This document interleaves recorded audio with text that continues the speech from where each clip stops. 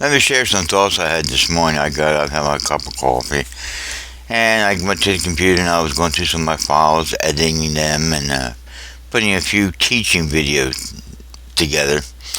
And the thought for the day came to light. So I paused doing what I was doing and said, Father, what's the thought for the day?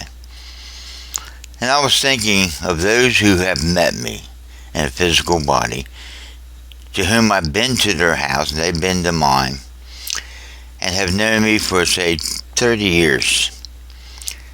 They find it hard to see anything coming through this weak, frail vessel made of clay from his head to his toes, to see anything from God coming through this vessel. They see it, as I brought up in my other video, as my opinion. It was just Paul Woodward. For those of you who may stumble, I don't believe that, because I believe God's led you here for a reason, who stumble upon one of my videos here, and you hear things, and the Holy Spirit who led you there takes this video and drives it home and brings it alive. Like I brought out in a couple other videos now. Once something's penned by the apostles and the prophets, or we ourselves, and put into a book, or sit there and put into a CD, or put into a YouTube video, it becomes the letter of it all. And the Spirit has to take that letter, that word, or that which was penned, and resurrect it to life. That has to happen. But for that to happen, that's what I say. I've had people say to me, you ought to put yourself out there. I mean, get your camcorder going. Put your picture of yourself out there so people can see who they're talking to. Sometimes it's better you never see who you're talking to. You don't need to see me.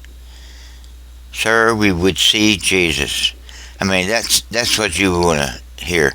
I don't want you to hear me, but I'm just a vessel just like you are a vessel, and God has to speak to vessels. But though we've known one another after the flesh, meaning more than just a skin body, but when you get to see somebody, you get to see their particular weaknesses and habits, and every now and then God, to your human spirit, manifests in truth. And if all you see is this weak, frail vessel, what it is that God had wanted to share to this vessel at that moment, you're missing it, because you think it's just his opinion. And I'm telling you, I wish to God that what I feel sometimes people ought to feel, that all it is Paul Woodward teaching, and then you've got nothing to be concerned about. It's just my squirrely thinking, my teachings, my opinion, among millions of other opinions, and you need not worry.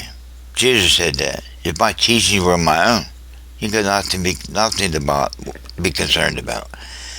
Yet if what I say, I see, I hear, and I express what my Father wants me to say, and I do what he tells me to do, if you judge that and think it's just Jesus or just Paul or just some other vessel, you're missing what God's trying to share to you.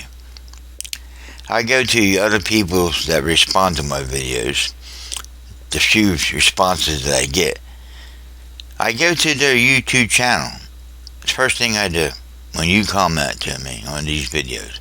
I go check out your YouTube video. And I have those, maybe whatever, at this time I have something like 92 people that subscribe to my YouTube channel. I go to their YouTube channel and know what I find? That they have hundreds of other people to whom they've subscribed to.